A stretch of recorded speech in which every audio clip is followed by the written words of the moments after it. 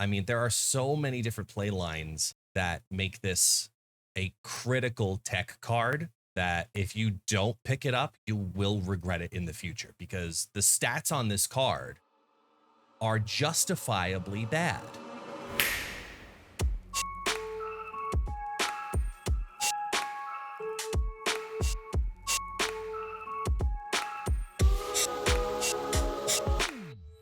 Hello and welcome back to the Marvel Snapcast podcast. I'm your host, here with our wonderful co-host, the one and only, the top 5 best snappers in the world. Cino, because I snapped that hot fire, you heard? And I rep that power on all day. Let's go. That's right, and we're also here with our other co-host, the one and only Mr. Epic Sax Party himself. Me, that's It's Guest Gaming. Hello. Right. Hey, how y'all doing?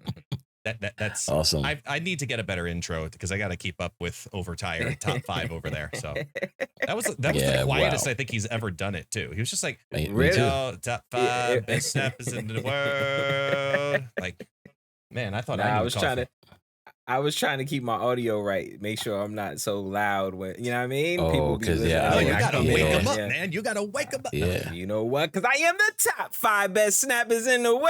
There it is. Cino, because I snapped that hot fire. There we go. Now it feels better. Now it feels better. Cool. All right, Tech, we can actually like talk things now. Okay, I'm about to say one day we're gonna get this all squared away. I promise you. Never. It's gonna be on point. Everybody's volume is gonna be the same. It's gonna be awesome. Nope. But you got a better chance at the Infinite buff than getting a buff in October. It's happening. I'm sorry, Infinite got buffed today as well, but we'll dive into that. Ladies and gentlemen, we got a lot to talk about. We're going to get into it. Starting with, of course, today's wonderful OTA. We kick things off. The first card on the list here we have is Sandman. Sandman was a 5/6. On reveal, you can play one card next turn, which is becoming a headache, especially in the bounce meta for people who want to play Sarah on turn 5. Sandman was a big problem because you just retreat. It kind of gave you the feelings of Galactus Spider-Man, right? You're just like, you know what? Forget it. I'm done. I'm retreating. Now, they made him next turn. Your cards cost 1 more, making him a dream dimension. So that's pretty cool. I like that a lot. How do you guys feel about it? I think it's a nice softening of Sandman. I mean, it's still doing what he's supposed to do. He's supposed to be an interference card. He's supposed to say turn 6 is not going to be what you thought it would be. And getting isolated down to 1 card, not many decks are playing really anything that they say turn 6 is a single card winning move. Like, and if you are playing that type of deck, it's very, very forecastable, right? Heimdall, Hela, Living Tribunal, sometimes depending on the build, like Doom, right? You can really tell when there's a big turn 6 type of deck coming. Anyway, this variation is basically saying we still want you to do a little bit on turn 6, but we're not going to let you do everything. So like this is like the revived version. Like, this is No Way Home version of Sandman, in my opinion. Like, they just said he's still important. He's still going to be a pain in the tuchus, but not as bad. And they gave him a buff of power. So I think this is going to be a card that in time people rediscover and just start teching in similarly to, Vision, in that sense of like, hey, I'm running a 6-drop in this deck. Might as well try to limit you a bit too. So give it time. That's fair. Cena? Not a big fan. I was more of a fan of keeping you limited to 1 card, right? Because it kind of helped you in a sense of like you were playing Doom, or you were just doing like Jubilee and stuff like that, just to try to play multiple cards. I'm not a big. I just like the old way. Maybe I just don't like change. Maybe I'm being grumpy and I don't like change. But you are an I'm old sure, man, like, so yeah. There you go. Maybe I just don't like change. Like Guest said, when somebody cracks it and really shows, how that's. But I just feel like you could play Mobius, like play Mobius. That really negates everything right there. You know what I mean? Sandman, I felt was stronger before, where he stood on his own, where he limited you to at least play 1 card, and that's my take on it. I liked it better the way it was. All right, that's fair. Listen, let us know what you guys feel as well.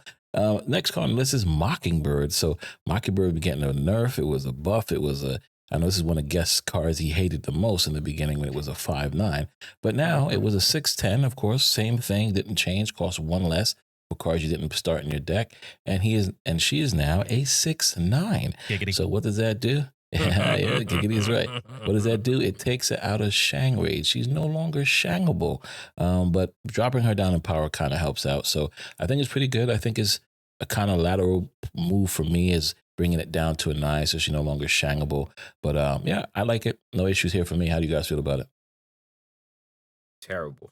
Why? Really? I liked her better at 6'10". I like because she helped Scar You really don't in like one of my change. card lists. Yeah. I don't know. It's Yeah. not that Yeah, she helped my Scar. Now in a card list I've been running with like Squirrel Girl, Mockingbird, Scar, Sasquatch, things like that. Like it kind of hurts my Scar cost reduction now. So I'm a little pissed off about it. I'm just like, damn, Mockingbird was so helpful.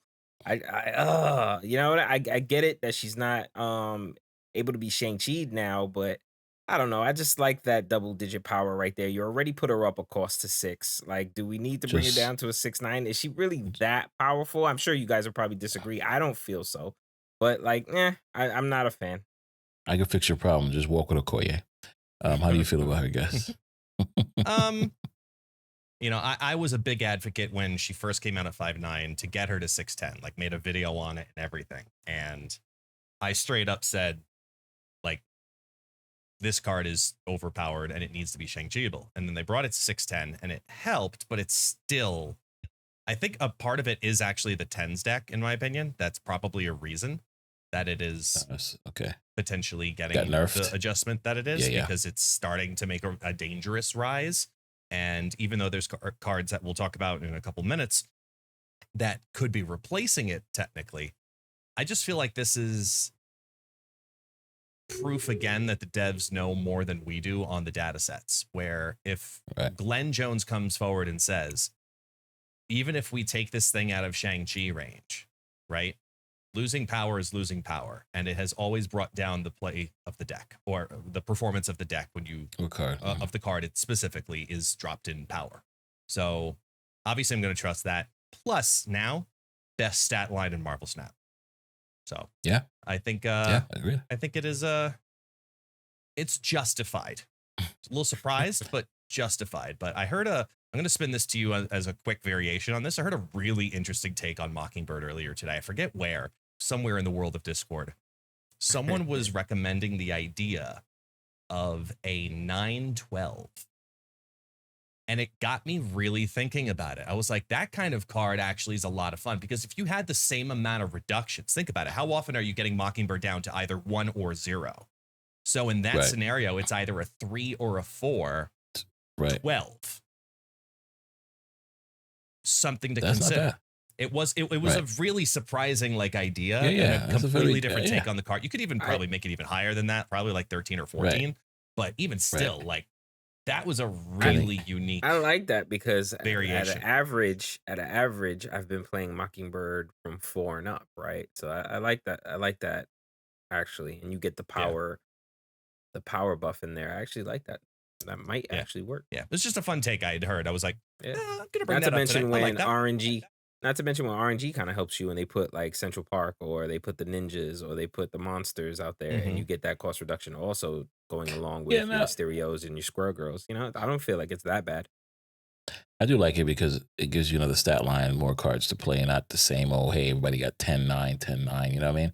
That's what else are we seeing right now? We got She-Hulk, we got Sasquatch, we got this, we got Stars that. on So 11. I think, That's great. I always find that pretty good. so I mean, yeah, making her a 9/12 is phenomenal. Yeah, because now it gives you more reasons to bring her down. Even if you play Squirrel Girl, at least she's a 6, right? So that's pretty good. Definitely like that idea. Whoever brought that up, congratulations to you guys. Good stuff, devs. Hope you heard that. I know you guys are listening. Next on the list we have Arrow. Arrow's a 5/9. She was the best in the beta. Fun times to play with Arrow. Move every card. But of course, she got nerfed, and she's now moved the last enemy card played anywhere to this location. She keeps that same on reveal, but now she is a 5/10. I think that's great. Give her the buff. Maybe people start to play with her. Maybe they figure something else out with her. Maybe she's good with Grandmaster, or even the Activate card with Symbiote. Nonetheless, I'm happy about the change. Hopefully we get more Arrow plays out there. So what do you feel about it, guys? I haven't played enough Arrow in the last year and a half since her She first. faded away, right? I didn't Yeah, even know she, how to like answer this. I'm like, we're in the cool, I same. guess. We're in the same boat. Like just because Yeah. it is very much so a card that a lot of people said this is a good card, and I do believe it is a good card.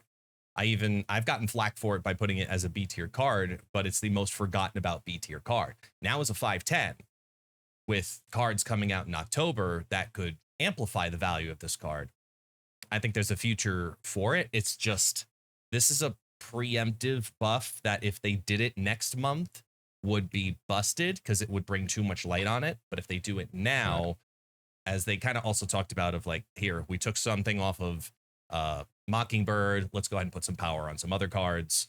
This is like their way to balance it out a little bit. I don't see Arrow being a dangerous thing that's going to be like a Shang-Chi threat. Like you're worried about your Arrow getting Shang-Chi'd. You're typically playing it for the effect more than the power. Power just kind of helps balance the effect, not necessarily trying to win the lane that it's in more often than not. So I need more time to experiment with the new Arrow. Well, the new stat line of Arrow, just because The same Arrow. I just haven't new stat played line. Arrow in like at least a year. I think the last time I was really messing with Arrow was back when Galactus was a problem and everybody was upset because Arrow was, swiping all the cards and everything. So it was like that, and it was kind of like cheating because you were setting stuff up and it was getting dragged to the next lane, and then that was it. You would lose the game. So I mean, and honestly, that's back when she was good. Ever since they changed right. that, everybody forgot about her. So my thing is like now, wouldn't you? And I'm just thinking out loud here. Wouldn't she go better with like kind of clog? Like, you know what I mean? You're trying to fill lanes instead of trying to win lanes. You know what I mean? By taking away cards, you can fill lanes now by dragging other cards into this lane. So now she's kind of like clog, and you can use her in there. Like I think that kind of change will probably be needed. Maybe she's not this high up and powerful. Maybe we bring her down in cost and bring her down in power, but she'll fall in that clog lane or something like that. I think that's I don't know how else to fix Arrow. Well, you know what I mean? Like I think they broke the one card that was great with her right now, and that's Sandman, right? Because Sandman, you play one card, you go, okay, Arrow, pull that card, that one card I need over here. So now it's interesting, but yeah, somebody will figure it out. I mean, Loot Muncher was the Arrow goddess. I mean, he loved the Arrow so much. That was his goddess, but we'll see what happens in the future. Goddess. Yeah, he's a god. Yeah. That's true. Very true. Next we have one of my favorite cats of all, Black Cat. It was a 4/9. Of course, she keeps her ability for the time she got buffed. She kept getting buffed. What was she be like way back when? Like a 4/7, right? I know she wasn't that high in power before. I can't remember back in the beta days. She was a 3 cost, if I remember correctly. 3 something, right? She was a 3/7, 3/6, 3/8, right. something like that. I don't know. The comments still tell us what it was because I'm just not looking at it right now. Yeah. I don't know why 3/8 is screaming at me, but yeah, well, she got buffed so many times, and now she got buffed again. She's now a 4/10, which I think is very great. I mean, especially in a Hela meta, because all you got to do is bring it back. She's a 4/8 now, right? The -2 with that 10 really helps her out. I think her being a 4/10 is pretty good. I'm very excited about it. And if you're not playing anything else but just, Ghost Rider, pull back a 4/10 card with Ghost Rider. You got 14 in that lane. Nonetheless, I like the card. I like the change. She's only good for that one thing, which is in Hella decks and discard, so that's messed giving up. it Don't extra. say that about her. I mean, it's the truth. You can't say that about a lady like that. She could be good for in one thing. Wait. I'm just messing Stop it with right you. now. Stop. You see, she could be good in the 10s deck, right? She could be the replaceable card that you wanted to bring back your Scar. So you play Ghost Rider, pull her back, and now get your Scar a little cheaper. Nonetheless, how you guys feel about it? Cino, you can't talk right now. I guess. So it was one of the decks I was preparing prior, once we got the early notes on the change, my mind went immediately not to Hela. It jumped over to Black Knight and kind of like a Black Knight 10s deck. And I did Moon Girl, She-Hulk, Scar, and Black Cat basically as the main core. Oh, and Infonaut, of course, because it's a Black Knight deck. And then just built it around that and having the ability to double up all of those, reduced down. You throw Quinjet in there, throw the Ghost Rider in there. So you have lots of different ways to generate 10 power cards. Now, Black Knight very much so helps because you're going to get the Ebony Blade at 410, which is earlier to play and easier to play when you're also trying to do all the crazy stuff alongside of Scar. So now you've got like 10 here, 11 here, 10 here, 11 here, and then a 420, and then you double them up, and now it's a 320 because you've got, yeah, buddy. Yeah, and Quinjet's on the board, and like that, we tested the deck first prior to the OTA change, and that's with Black Cat at 4-9. And there were several moments, and we called him out during the stream saying, right now, Scar should have been a 211. Because we had the Ebony Blade down, we had the Black Knight revived. It was like, oh man, I can't wait for this.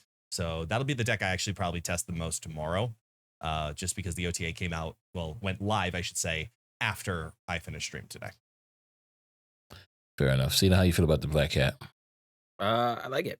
I can't tell you, I can't tell you how many times I've been so disappointed that Black Knight got affected by Black Cat. That was so.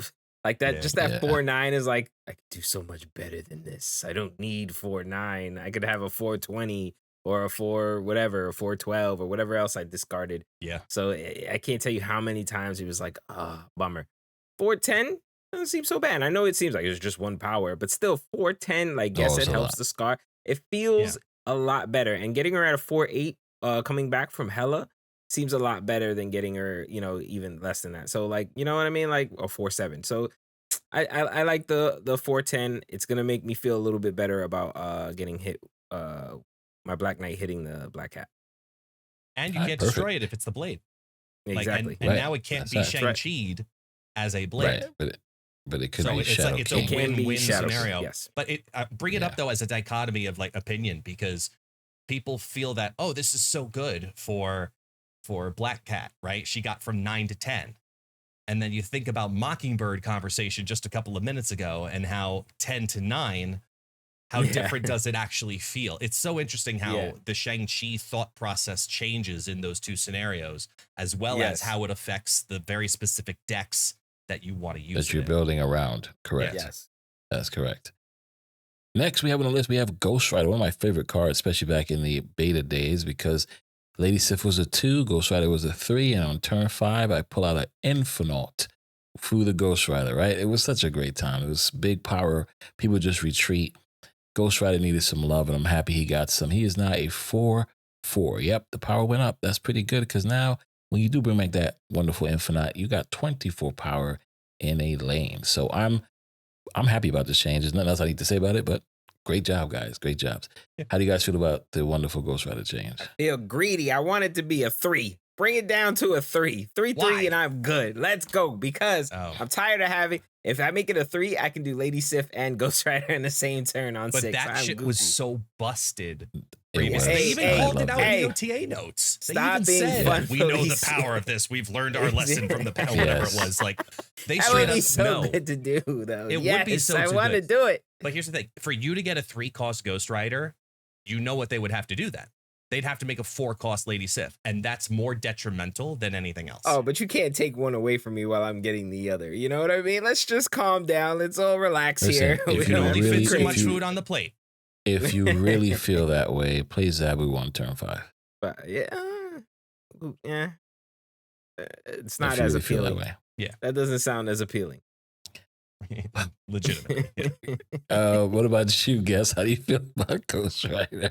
The bonus power +1. Can't complain. I got nothing else there. Keep it simple. Yep, I'm with you. Same thing. All right, then we have the wonderful. Don't listen to these second dinner employee of the months. Oh wow! Listen, you complained about the first 2 cards.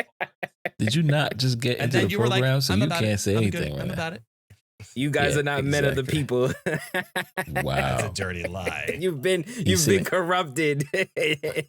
Look who's talking, Mr. 2,000 gold a month now, right? Wow. Yeah. Welcome to the club. You got no excuses. Exactly. Moon Girl, another card that was great in the beta, especially with Devil Dino. Fun times, man. I really do miss those days. I really hope Second Dinner do a kind of weekend where we can just have beta stuff. You know, I mean, a beta server. I think that'd be super fun. We always talk about it, but I really hope they do it. Nonetheless, That- No. 4-5. She get no. Why not? It's gonna be No. fun. Come on. Oh, You're gonna see a lot of not because the Surfer gameplay won't be Novas. fun, but because the community won't be able to respect it. If the Maybe so, community, yes. if the 2 years of Yeah. Marvel Snap community was given all of the cards that came out on global launch, if they were all put back to their beta stats just for one weekend, people would lose their fucking minds. They would straight up be like, wow, this is fun. And then absolutely say, I'm not playing tomorrow because this is just not worth it my time. It's like a bad hot location, except worse. Right. Right. That's fair. That's a good point. That's fair. Moon Girl, she is now a 4-5. Again, another card that got a buff. Still the same moves, still the same everything else. Well needed, well deserved 4-5. I think you see the things that are happening in this game, and I want to point out is that these beta cards, or most of these cards who were in beta, they're all getting buffs, right? They're all getting power buffs. I don't know why Infinite's still waiting, sitting on his 20 power, but this all makes sense. Listen, it all makes sense, guys. There's so many cards in the game now that are so powerful. We need to make sure all cards are treated equally. So I'm happy with this change, and I can't wait to see the others get their buff in due time. How do you guys feel about Moon Girl? I'm still trying to digest your Infinite Infinite take. It's okay. Second dinner isn't digesting it, and that's what matters. That was a good one. That was a good So- one. October 24th, you guys will see. We'll see. Okay. We'll see. Honestly, the thing that actually stood out to me the most about the Moon Girl change was not Moon Girl.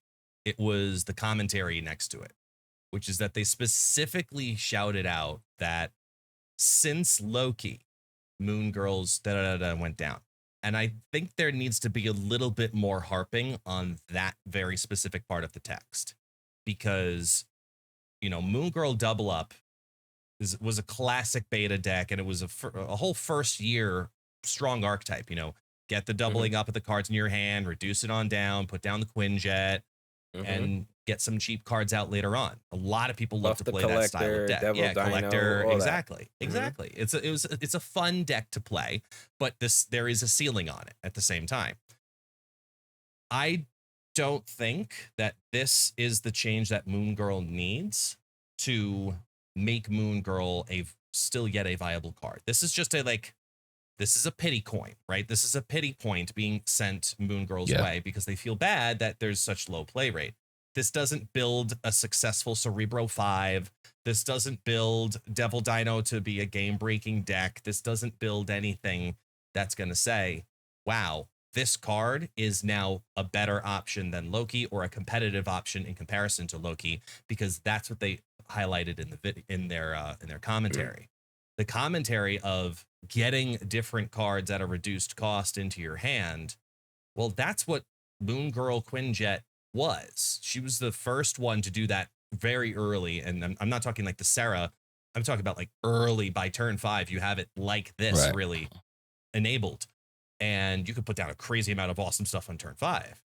And now I wonder if there's a further change that helps support that in some capacity in the future. I don't know what it looks like. I don't know what it is, but that part of the text I think was very interesting that they very specifically decided to include. And maybe it's an allusion to, you know, something else that happens down the pipeline. They see what happens to Moon Girl afterwards. I don't know.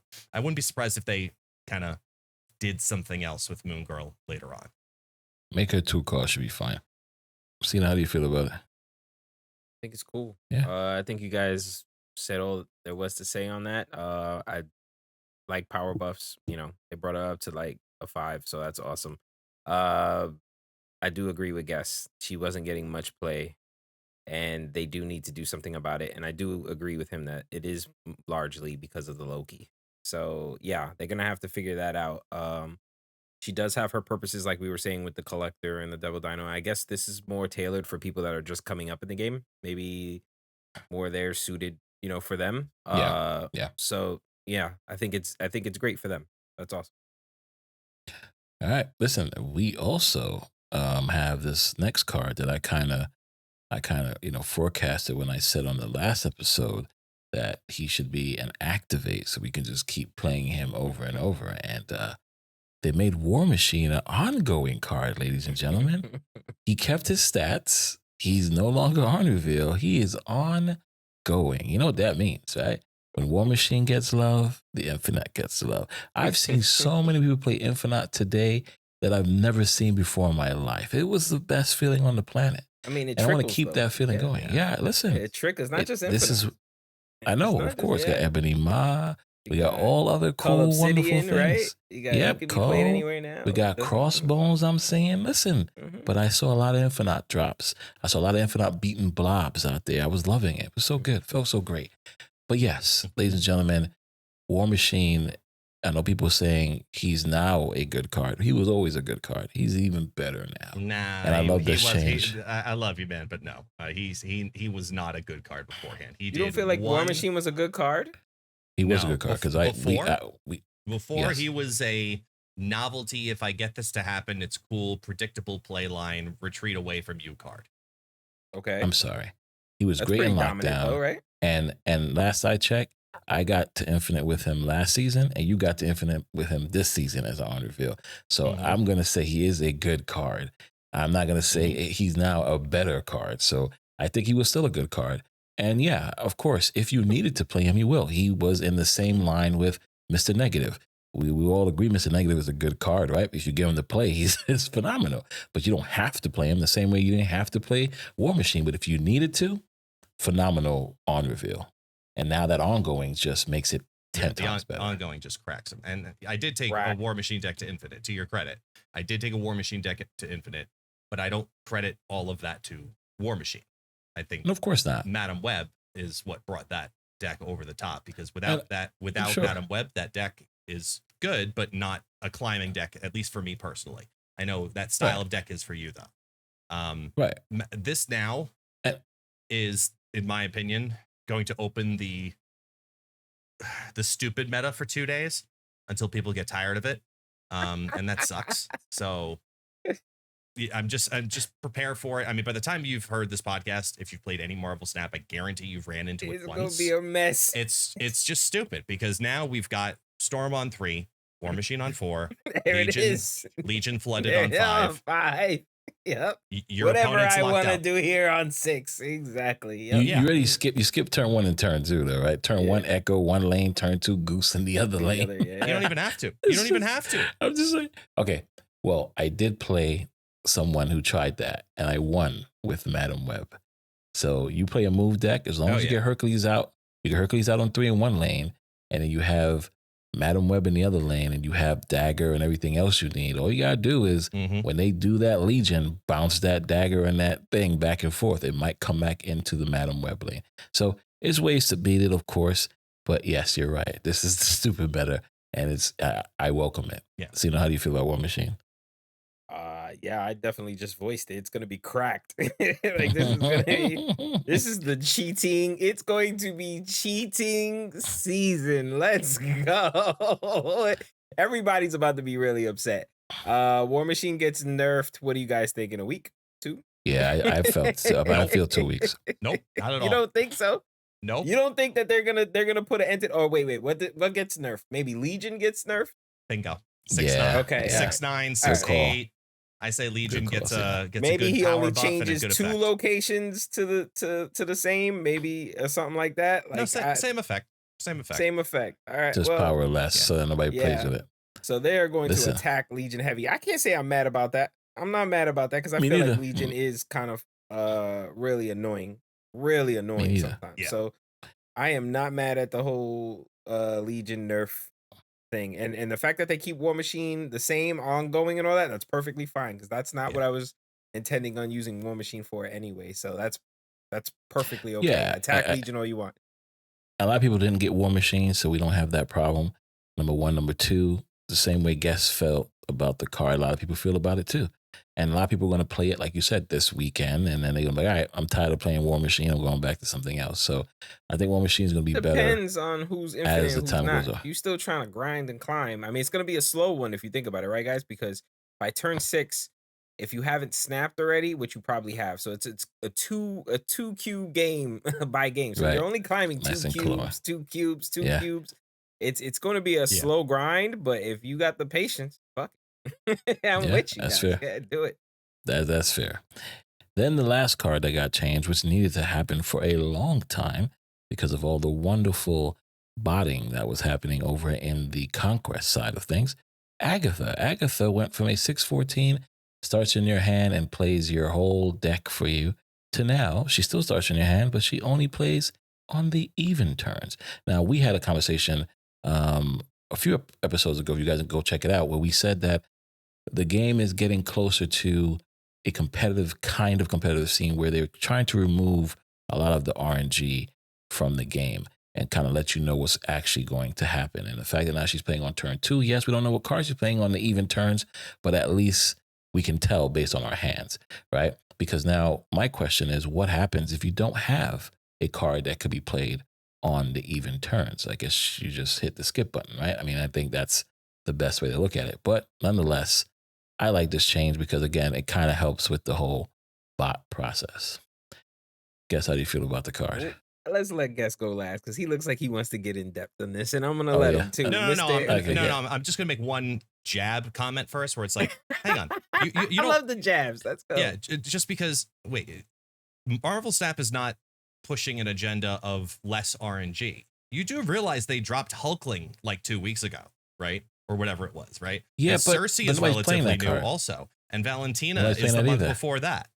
And there's still random Okay, RNG. that's of course there is, but you realize the locations that gave the most random shit either got turned off or we don't see it at all, or they cut it in half.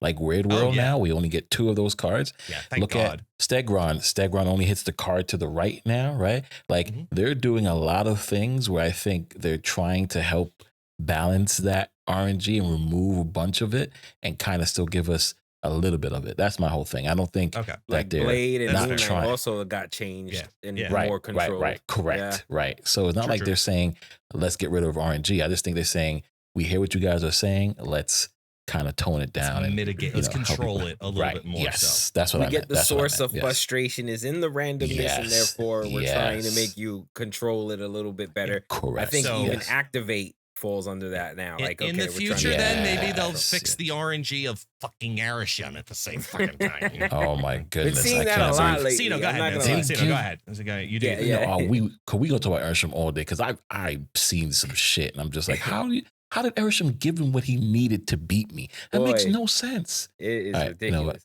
It's Go ahead, bro. ridiculous. Talk about Agatha. I'm So gonna be we- really quickly because I didn't play much Agatha to begin with. I do not like the RNG. Do not like her controlling. I do not like ego. I'm not one of those people that snap on ego with you guys. You suck. Yeah. Well. All well. All right. I'm not that type of guy. I'm not that type of player. I like control over what I'm doing. Therefore, I didn't play much Agatha. This might actually get me to play this card because I like the power, love the stat line. I think she goes well in discard. The fact that she only plays on even turns is kind of weird but like Ken said, if you don't have up to a certain point, you're gonna be able to play on even turn. But in the beginning, she might not play. You skip that turn. You go to, you know what I mean? So I like that. That gives me some sort of control over something I had no control over before. It was like, why are you playing? Agatha, why are you playing that? Like, why? And then you got to sit there helplessly, just, and feel like so bad about it. So, this might get people like me who necessarily don't play this type of style to maybe dibble and dabble in the style. I'm gonna give it over to the Mr. Agatha tournament over there, and he's gonna kill it. Let's go, guys. Tell him why. Tell him why you like or dislike this. So this change to Agatha, similar to how you feel about it, it's gonna make me want to play the card in some kind of competitive sense because my brain goes to what else can I do with this card now, right? Because the biggest change in here is not the fact that it's even, it's just focusing on turns 1 and 2, in my opinion, because there's so much that you can do and control in those turns that then allow the Agatha, whether it's ramp, whether it's cheat, whether it's discard, whatever it is, then you have that on turn 3 for you to decide how you want the rest of that experience to go. So like if you do a Hella line, you can load a bunch of big cards into your hand, no problem. Have Black Knight.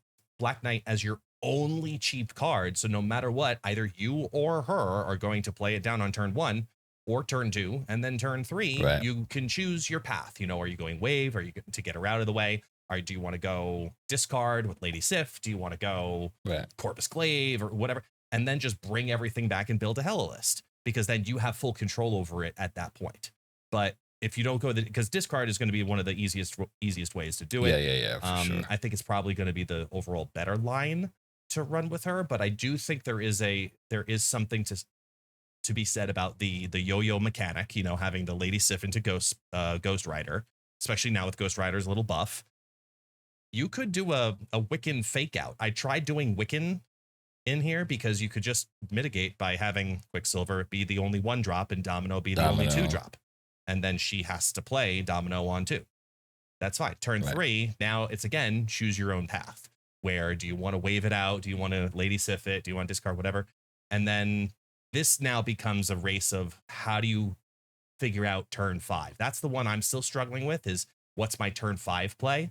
In case if I can't for some reason get her out of here in some mechanic, I need to figure out my turn 5 that will quote unquote autoplay smoothly. I think the new Agatha has something to her, because she's still a 14 power card. You can't ignore that, and you can cheat it out. You can discard it. You can do something to it. I'm gonna test it.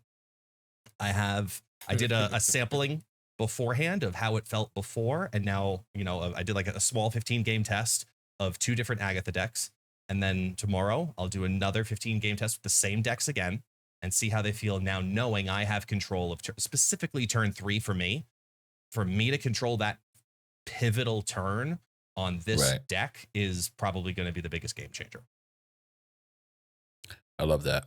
I love it. And like you said, everybody, now is your time to play Agatha and have a good time with it. Yeah. You don't have to sit back and relax. But I really, like I said, in my case, it was more so to get those people who botting it up, get them out of here. So now you got to play your turns, right? You got to play those odd turns.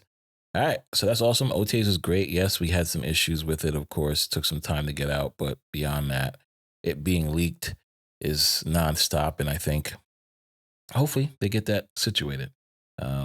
But it's madness. It's crazy madness. If you guys want to hear more about the leak video, go ahead and check out It's Guess Gaming's wonderful video he put out yesterday about it. Now, we're going to go on to the next, which is, of course, what we feel are the best OTA decks at the moment. And we kind of did hint at one that I'm sure everybody's playing right now, which is, of course, that War Machine mine. Legion list. Yeah, of course. Yeah. I'm sure that's the scene I was talking about right now. Mine will probably be around the wonderful Ghost Rider and War Machine with Infinite, right? That's the way I see it right now. That's my favorite deck at the moment. We'll leave links, I guess, in the description so you guys go ahead and click on it. Guess, what do you feel? What is your best OTA deck at the moment? So I went into it today, you know, I was talking about it on stream and I was like, you know what, there's some good ideas happening out there. Let's just like go all in on the cheese, you know, build the deck that's just going to be absolutely stupid, broken, borked with the Storm, Legion, War Machine mechanic. But then the deck I actually found to feel better as just a deck to play is one that has a built-in defense mechanic to it that also runs it. So I call this one Overflooded, and it's a perfect curve. It's two of every cost. It's Nebula and Ebony Maw, Madam Web and Jeff, Storm and Nocturne, Super Skrull and War Machine, Legion and Sandman, Doctor Doom and Ultron. So your turn 1, you're playing down, it doesn't matter which one. Turn 2, you're playing down Madam Web or Jeff. Either way, those are the cards that are going to be able to move however you wish. Turn 3, if you have the Storm line, go the Storm line. If you don't, play down Nocturne, because if you see a Storm line coming from somebody else on turn 4, you can go ahead and turn that off and disable them from doing it. Or you can lead into it because you have Super Skrull on turn 4, and you can copy their War Machine effect if you don't have your own War Machine in your hand. Turn 5, if you want to build the whole layout, go for it. Put down the Legion. Have a good time, because then you've got the advantage. because you can spread wider than they can because they're playing Doctor Doom or Ultron. But if you don't get either of those lines, you need a restrictor. So I put in the new version of Sandman because I still am putting out more power wide with Doom or Ultron than they are probably putting down in the 2 cards that they're now able to put down since it's no longer just 1. So Right. I think that's a really fun variation of the deck. It takes a little bit of the new, it takes a little bit of the old, takes a couple of mechanics from other builds like the the Ultron Sandman combo, and then puts it in with the lockdown so you can do more than your opponent, because a lot of people are going to do what you're going to do. They're going to do War Machine and just go Infinite, win that lane guaranteed. Okay, that's great. I'll take the other one at the same time. Thanks. Right. I think that's a very fair balance of offense and defense. So that's the Overflooded deck. That's fantastic. So you guys just got to check that out. It'll be super Yeah, I awesome was for thinking that. also a little G-Man in there also, right? So if you get the Flooded, you Yeah. get the War Machine, you get all that. If there's a lane there that your opponent hasn't really played and left open and you feel like you can't win 2 lanes or something like that, then you could just drop that G-Man there and take over the whole shit. You know what I mean? Like, that's a cool little way to cheat Especially if you and got priority. get that W on turn 6, you know? Agreed. Wow. Awesome. So you guys heard it here first. Check out those wonderful card lists that we just spoke about. Now, on to the next. So we got Madam Web. Should I clarify that? G-Man is Galactus, y'all. Just in case you don't know who G-Man is, it's Galactus. I know that thing is the Giants because there was a Giants or something, you know? Like, Giants is trash. He's playing Giganto in the middle lane. Yeah, who the G-Man at? The New York Giants are now in snap. Damn you, Cito. Giganto didn't win. Giants is horrible. Maximus Manning. Madam Web, this is guest diamond card of the season. He took it to infinite. My ratings for this card is still in the platinum reign. So, what is your take on the card? What is your rating? Madam Web is platinum. Okay, Madam perfect. Web is platinum. Yes. I'm with Madam Web is definitely useful, not only in move or anything. She's very crafty and handy in anything. You get Widow's Kiss, Goblin, or something like that. You can move it right out the way. You know what I mean? So she's definitely useful in a lot of different techs. Fantastic. Yeah, she is fun in a lot of different lists, not just move, but yeah, she is a problem in move. You get those cards to such big numbers, and then you play Tribunal. I've seen a lot of madness already with her, but yeah, she is a tool. Guess gave her 100%. Guess gave her a diamond. Do you still think she's a diamond, Guess? Yeah, absolutely. She is. She is, in my opinion, she is the diamond card, and she still is, because every single deck I've played her in, she has enabled things to happen that we have not been able to have happen before. The flexibility of having Phoenix Force have an extra mechanic to move is great. Having the Nimrod deck be able to put Shuri Nimrod and then move over that doubled up Nimrod to an empty lane and then guarantee hit that with Arnim Zola has felt really good. I mean, there are so many different play lines that make this a critical tech card that if you don't pick it up, you will regret it in the future, because the stats on this card are justifiably bad because people don't know how to play move. Move is a very complicated deck. And believe me, as someone who has played move, I 100% agree. It is a very complicated deck. However, that's it. I still believe it's not her best home. I think she's a better tech card than she is a move card. Sure, of course, she organically fits perfect for move. Duh. That's a no-brainer. But it's a much harder deck to play. You put her into control, you put her into destroy, you put her into anything else. She is a upgrade most of the time. So I'm without a question of a doubt, she's my diamond card. No hesitation. Fantastic. You guys let us know how you feel about that card. If you guys got it or didn't get it. Hard to argue with. If you guys feel she's diamond. No, of course not. You guys let us know how you feel. Let us know down below in the comments if you guys are on, of course, YouTube, or if you guys are listening over on Spotify or Anchor. Let us know how you guys feel about that card, if you did pick it up or not. Now, we do have next week's card coming up, and that is Arana. Now, Arana. we did Come on, bro. Say it again. Let me hear you No say more it. and Arana. Let's go, bro. Arana. We're going to go ahead and roll the R's. Arana. Okay. Arana. Arana. There Yes. you go. Come on, roll the R, bro. Okay, man. Okay, man. All right. Okay. Arana. I got you. Okay. Okay, it was Cool. close. Oh, It, God. it I was know. close. It was close. It's as Now, close as we're Arana, gonna get it. okay? This is close. You know All what? right. Just Okay, stick to man. Lacorna, okay? Like, God Yes, damn, dude. Lacana. This is like Leave flipping the cups count out. all over again. We're just gonna leave it alone. I'm tired of y'all just blasted flip cups. This is Now. Panopticon all over again. Octagon? What are you talking about? We No, transform. the location. Yes, The pink location that gives +2 the Oh cards yeah, that didn't yeah, start yeah, in your yeah, deck. yeah. I Panopticon. remember that foolishness. That whole yes. thing again. That foolishness. Ladies and gentlemen, Arana gives the next card you play, of course, +2 power, and move it to the right. Now, this card is coming out next week. What's my take on the card? I think is going to be in that gold range. It is strictly a move card for sure.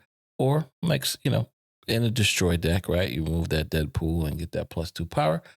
But nonetheless, I think Arana is going to be fun, not on Madam Web's level.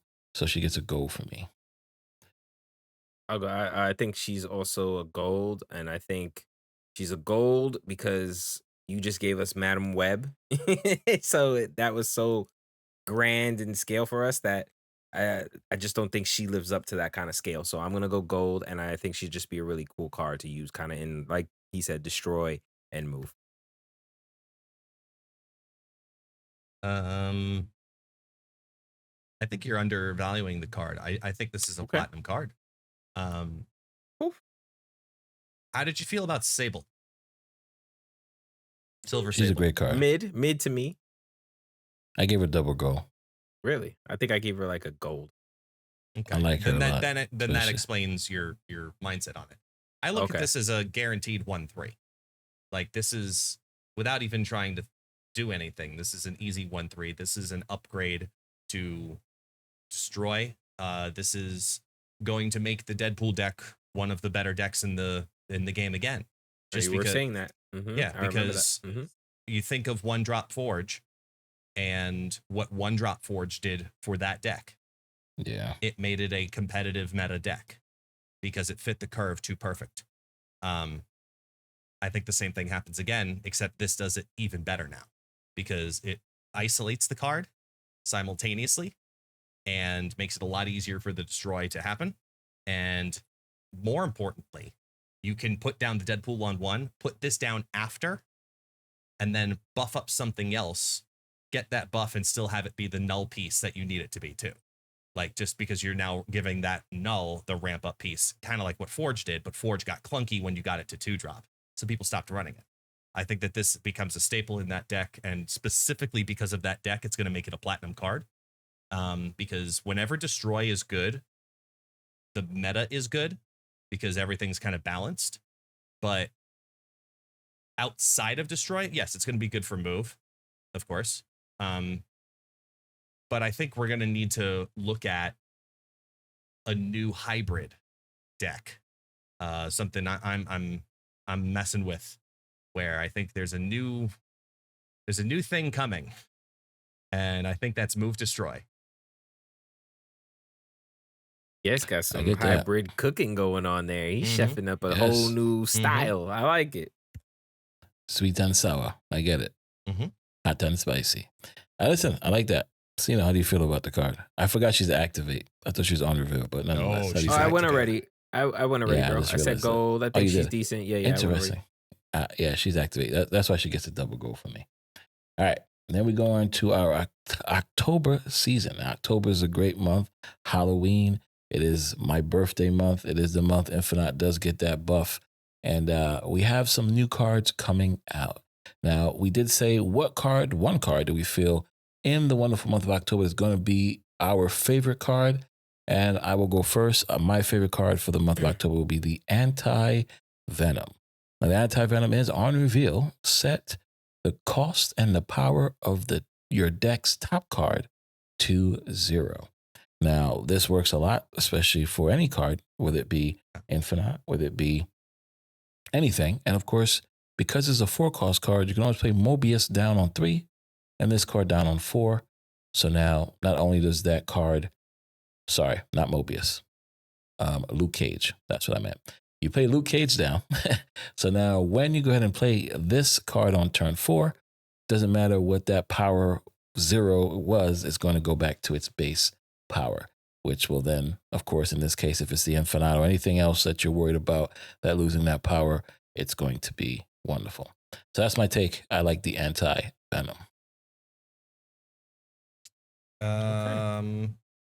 I think this becomes a staple in Toxic Surfer. You going with anti-venom? I'm just saying about the card in No, general. he's just I think commenting okay. about I'm just like anti-venom. commenting on it just in general okay. because it's Yeah, not my yeah, favorite card yeah. of the season, but it is it's a fun card. I think it's a staple though in Yeah. Toxic Surfer just because it's a free Yes. card and you're always struggling to get cards That down. is true. And in Toxic Surfer, you have that Luke Cage automatically built into it. It fits the curve Yeah. really well. Yeah, I could yeah, definitely yeah. see that being something, but Yeah. I haven't. There's a lot of cool cards in October, you know, and granted, all of them, Yes. this is all data mine, subject to change, blah, blah, Yes, blah, blah, right? correct. The one that intrigues me the most, not the one that's my favorite, the one that intrigues me the most is Misery, because I still can't figure out that card. I can't. Misery is a 5/10 at the current moment. On reveal, repeat the on reveal abilities of your other cards here, then destroy them. Yes. I can't swallow that concept. Why? You dirty man. You like just to because- swallow No. concepts. Like, Yes, he likes to swallow concepts. that's a new command in chat. Great. Like I No, just no, I what's the don't problem? get it because So All right, you so think of he- Grandmaster, right? Wouldn't it Think be of the other Grandmaster, think of on reveal that's on the Odin. field? It would copy them and then destroy them off the field, and like it's wouldn't just that gonna have, make like, it happen a second. Like you have Agent 13 Right. for some reason. You have Agent 13 down. Great. It makes Agent 13 give you another card and Okay. then destroys Agent 13. Put this card in a null deck, right? Destroy Right, deck. of course. Go ahead and Yes. go ahead and re-trigger Black Panther. Right now it's buffed up again, and now you destroy it. And now null gets that power. I mean, I think that's how I'm looking. I'm looking at this card more so. I know Panther's a 5-cost too, but I'm looking at this card more so as what benefits the most from what it's doing. Whether it be something that, you know, whether it be like an Ironheart that you want to go and re-trigger again and get it off the board to give you more space.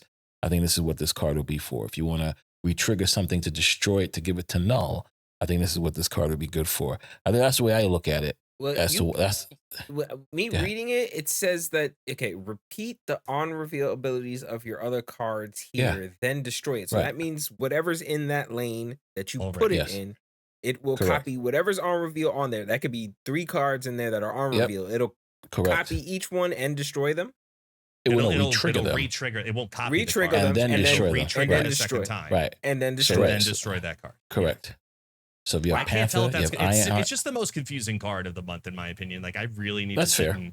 and cook on it more. I like the Ironheart Of call course. specifically, but my Right. favorite card is Scream. I think Scream is going to be a card that finally is the last piece that was needed to the move your opponent's deck around cards around interference deck. Scream right now is data mined at a 2/1.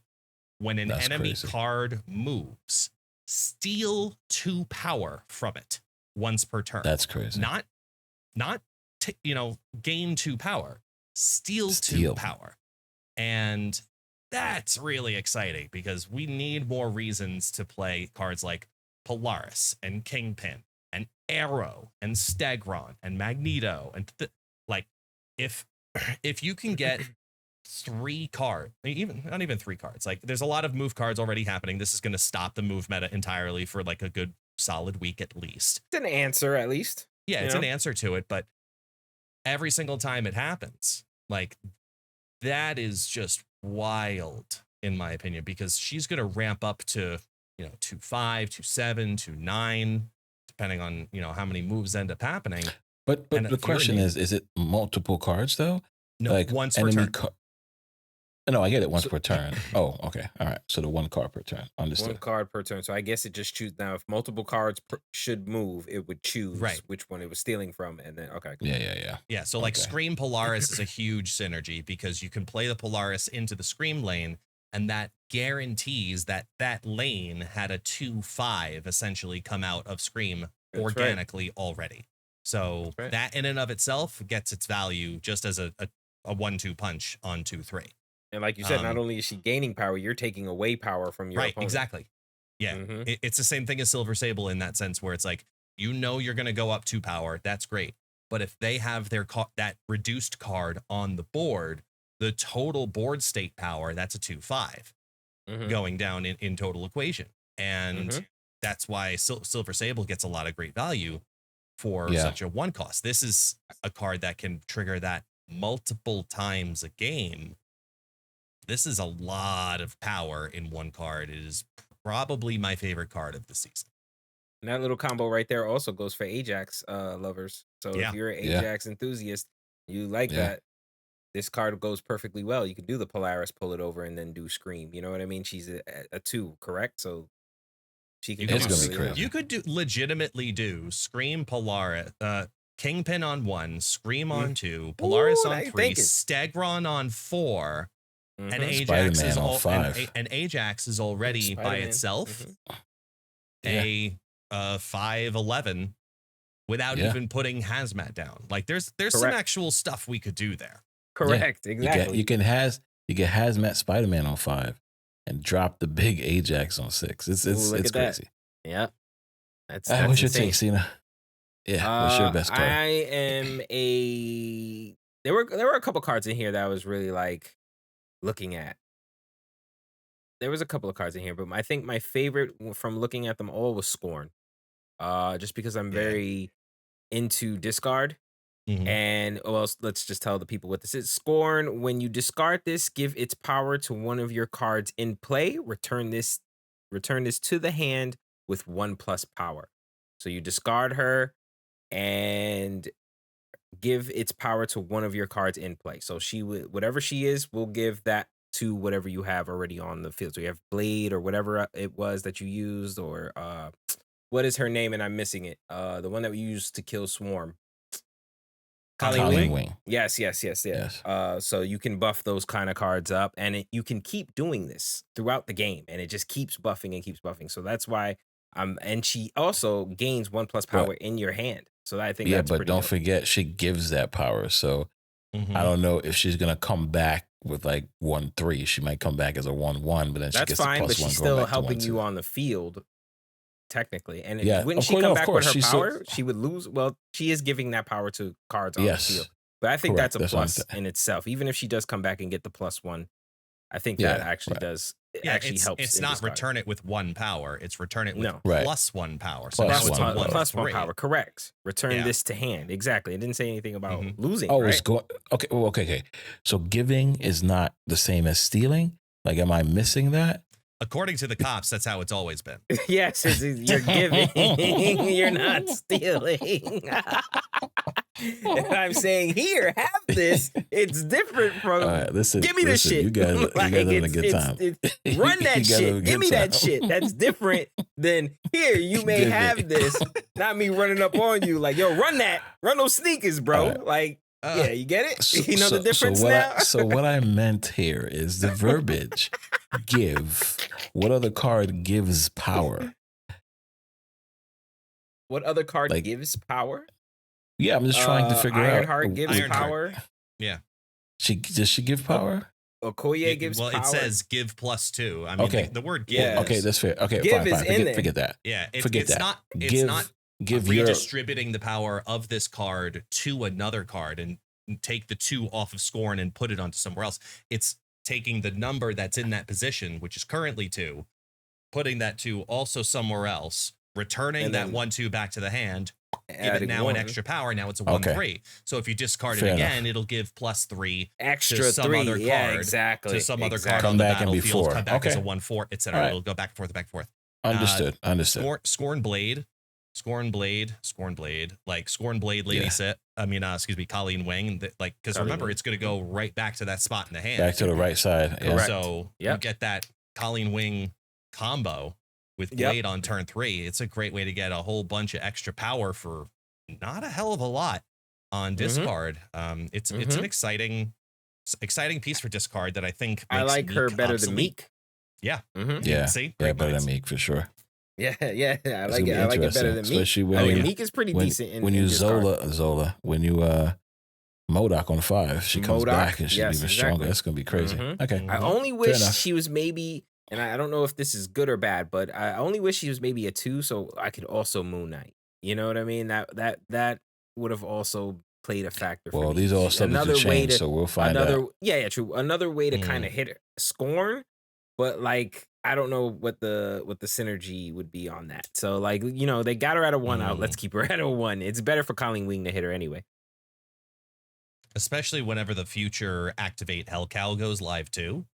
That's Yeah. gonna be crazy. That'll be a Nice. She's that'll be a nice. she's piece another to thing mix for your with this. Corvus Glaive to hit. You know what I mean? So I like Scorn. Yeah, it's gonna be interesting. It's Yes. gonna be very interesting. All right. Listen, you guys did some good picks. I was definitely thinking about cheating cards out. You guys are thinking about a whole bunch of other stuff, which is awesome. Well, you got to think about power more than anything else. So Yeah. very in reverse, guys. I'm mostly the power guy. You guys are mostly the other thing. But today, I'm the other thing, and you guys We are the power power. I on, love it. baby. I don't know what you're That's doing. Oh man, that's hilarious. All right, and then we go to our wonderful topic, which is around Marvel Snap game communication. Guess. Yeah. I'm gonna let you run with this first. Of course. What is your take? How do you feel about it? What do you think could be improved? So Let's hear what your take is. yeah, I wanted to talk about this specifically today because I feel like it's a topic in Marvel Snap that gets complained about, but not actually talked, like make a discussion about it type thing. Okay. Look, we know that the Marvel Snap community is frustrated whenever there's a last minute rush communication. There's a, hey, why didn't we know about this? We had this happen with leagues the other week. It was like, wait a minute, we have a league? Oh, Right. damn. Oh, wait.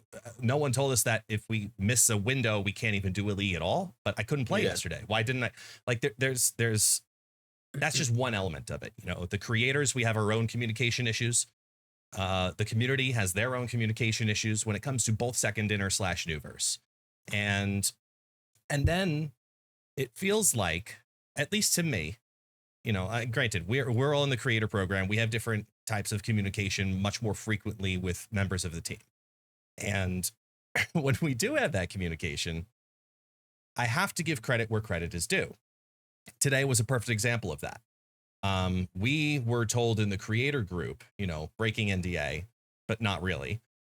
We were told in the creator group today that, hey, it's going to be, you're in the creator group. Stop it right now. Exactly. Like, What's he's wrong? holding his ears like he's not supposed to hear it. Like, no, but we were told that, hey, the OTA is not going to go live with the patch. We're still fixing something. I won't say what it was. That we're still fixing something. It's going to come out today. Don't worry, but it's just going to be a little bit late. And first thing I said was, can I share this publicly? And they're like, well, we don't want to cause any chaos. I'm like, you don't realize how many people expect the patch to go live at reset. And when it doesn't, Refresh. Yeah. you're going to end up having a lot of commentary from the community. And they thought about it like, you know what? You're right.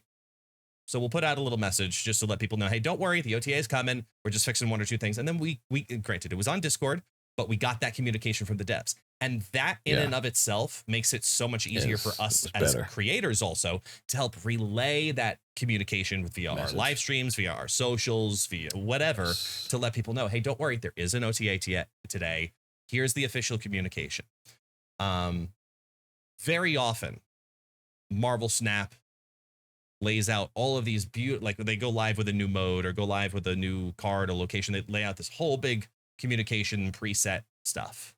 But reactive communication, or proactive in this case, communication about events that go against what we'll call the rhythm of Marvel Snap. We expect things at a certain time. We've all been, Pavlov, dog, cat, rat, whatever the fuck animal it is. Like, we've all been trained at this point to do a certain thing in a certain way at a certain time. And when you show us a break in that cadence without telling us there's going to be a break in that cadence, good, bad, or indifferent, that comes off as nothing but negative because it's a lack of communication. And then there have been many times where the devs have been very open to hearing, hey, you should communicate this. Hydra Bob was a perfect example of that. When Hydra Bob was a 1-4, before he left Spotlight caches, we knew, hey, they're going to buff Hydra Bob in the OTA in the following week after his release to a 1-5. And we as creators fought for like 2 solid hours saying, please let us tell the community this, because if you buff it the week after it comes out without even trying to tell the people, hey, listen, this is going to get a buff, you might want to get it in these last hour, 2, like, they listened. Remember that? Yeah, they listened and they said, you know what, you're right. Let the communication be known. We'll put it up in the game news, and we spread it like wildfire, try to tell people there's going to be a buff. If you want the window to take it, you got an hour and a half, go ahead and try and grab it. So it's not that they're not open to communicating. It feels like that there's just a regular lack of thought on, should I communicate this out? This is important for the community to hear proactively rather than answering in the team answers reactively.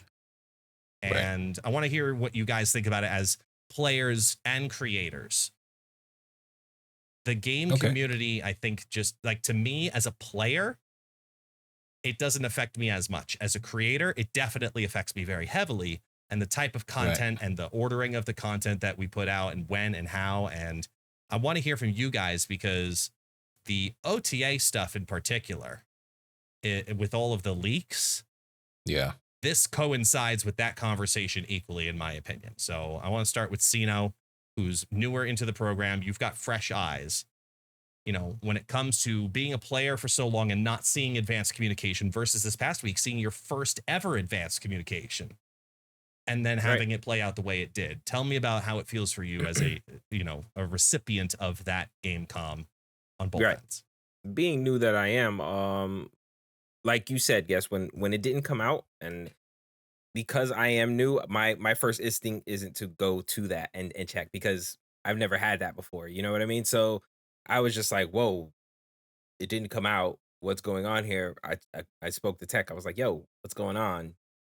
No OTAs. He was like, yo, did you check? I was like, oh yes, that's right. I am in the creative You can do program. that now. I'm like, don't call me. Duh. Check and look and go see. So when I did go and look and read up, and then I saw that update there and it informed me, I felt really good, because I was like, okay, I know what's going on now. You know what I mean? I'm not in this limbo purgatory where I'm like, well, is it coming? I had this set up. I was going to do this really cool card list. I was going to climb with this list. Now I can't. And now I don't know if it's even going to be good. Oh, wait, I do now, because you informed me. You let me know. You know what I mean? Now I'm not panicking. I think the reason that, like Guest was saying, and one thing I was thinking about is maybe the hesitation to do this is reaction. You know what I mean? Backlash and some sort of displeasure from the community.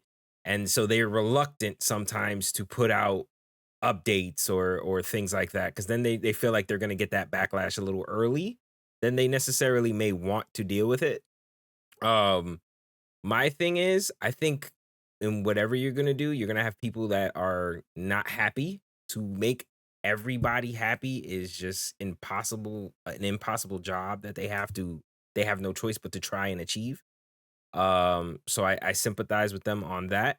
But like you said, I don't think they should be so nervous in the fact of giving us an update. If something's going not as quite to plan as you guys wanted it to go, don't leave us in a limbo to where frustration builds, and then I think you get that negative reaction when you finally do say, oh, here, this is what's going on. And then we're like, well, you could have told us that. You know what I mean? Something like that. You know what I mean? So I appreciated seeing that update. I appreciated it. And I'm hopeful that they're going to continue to be this open with us. You know what I mean? And I'm hopeful. And I'm hopeful that the community is going to be receptive and properly voice their concerns or whatever they have, so that way we can keep this relationship, and maybe they feel a little more comfortable with doing this stuff and we get a lot more stuff.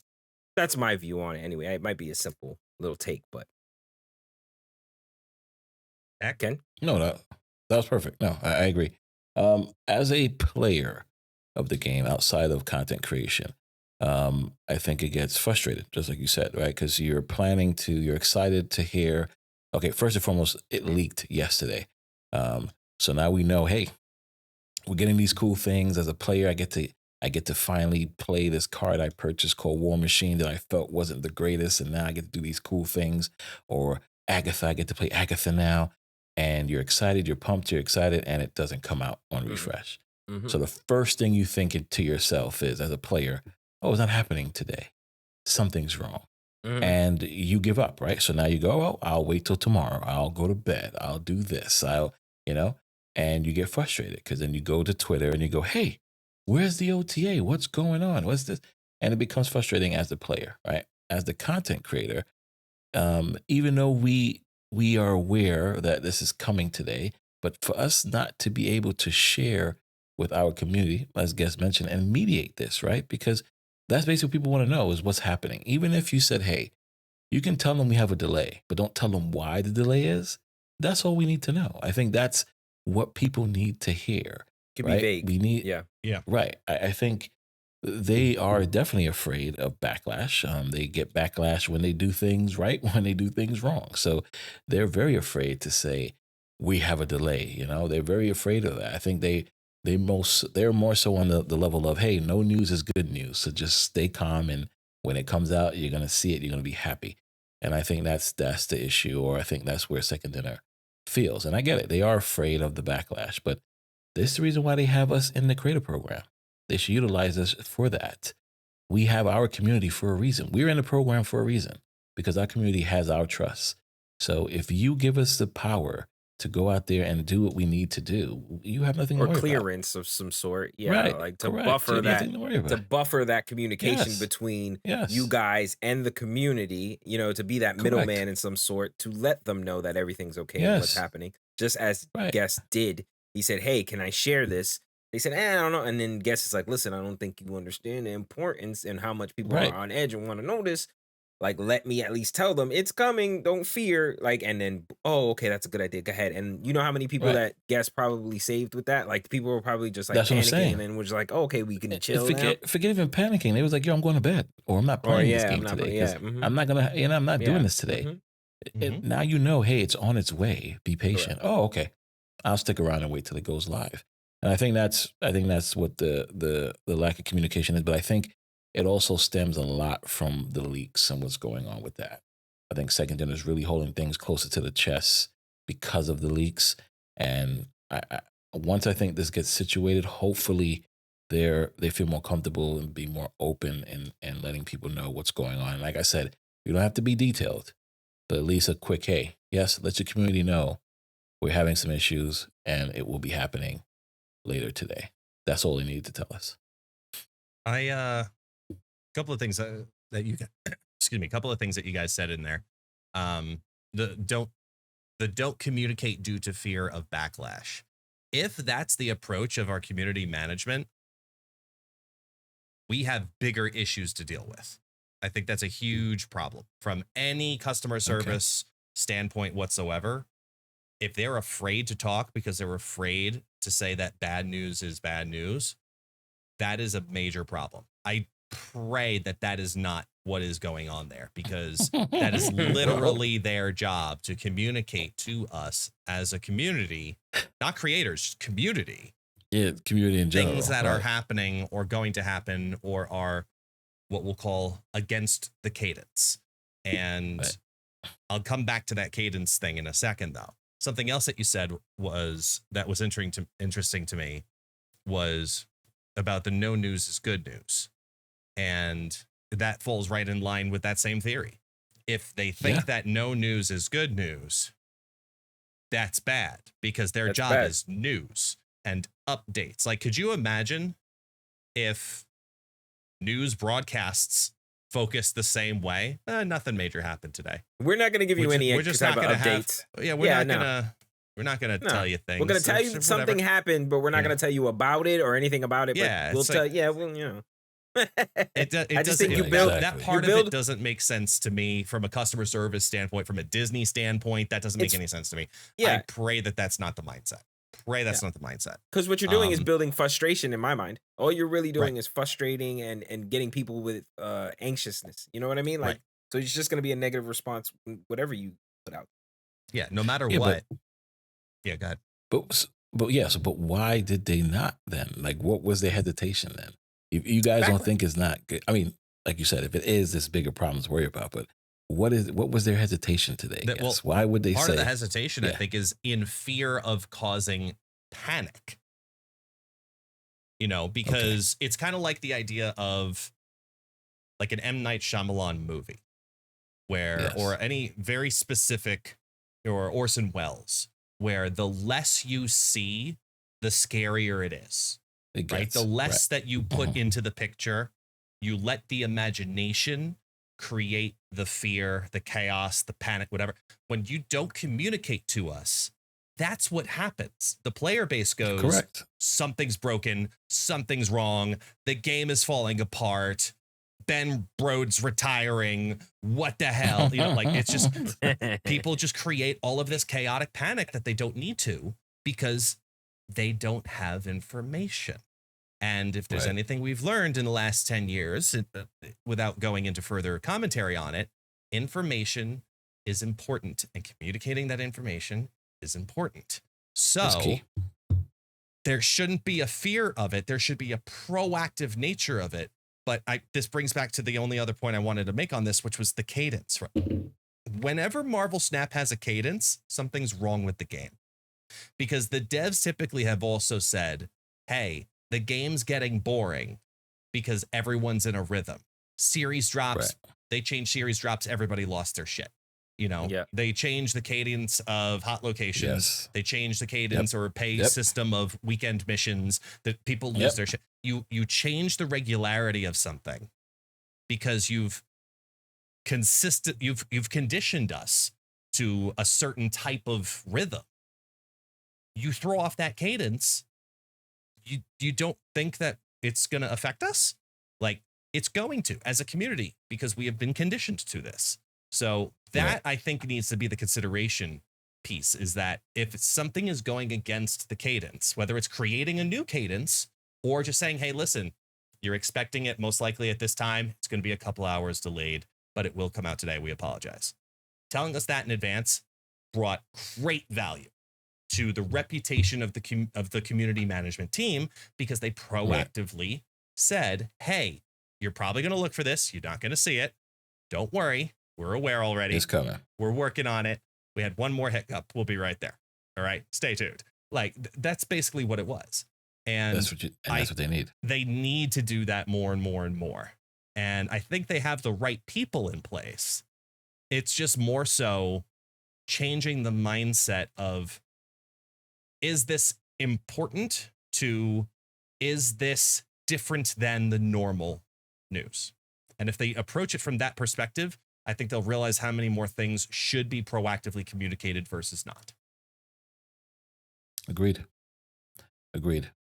Yes, sir. Listen, I see them doing this, and I hope it continues. So without that, but I totally agree. I hope it's not what I think, but nonetheless, great job they did today. Some shout out to them for that. OTAs came out late. They did let us know. Let us be able to tell our community. So I love that.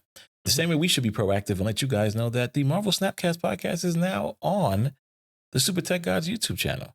So we did not let you guys know that in advance. Definitely check out the SuperTechGod channel. No. We told them last week. I think we did. Yes, we did. Let them know. Yes, we did. Yes. And you know why? Because I sent you a message before that podcast and said, "Hey, this is going on your channel, right? Right? Cool. Yes. Cool. All right. Yes, communication. Right. See what we did there? Yes. That's called bridging. Yes. Yeah. Nice. That's correct. Communication is key. So guys, definitely go check out the channel. We have more than just the podcast. We got a lot of cool stuff there, of course. But of course, come on ahead and check it out if you guys want to see a visual. But I know most of you guys, which we are happy with as well, you guys do listen to us on Spotify and Apple Music and all other Appreciate wonderful you. podcast services. So the fact that Spotify does video, I think, is where people watch more than YouTube. But nonetheless, come over to the YouTube channel. Give us some love. We love you guys over there. Until next time, guys, keep enjoying the snapping, and we'll see you guys in the next one. And screw Arisham. Bye. Yes.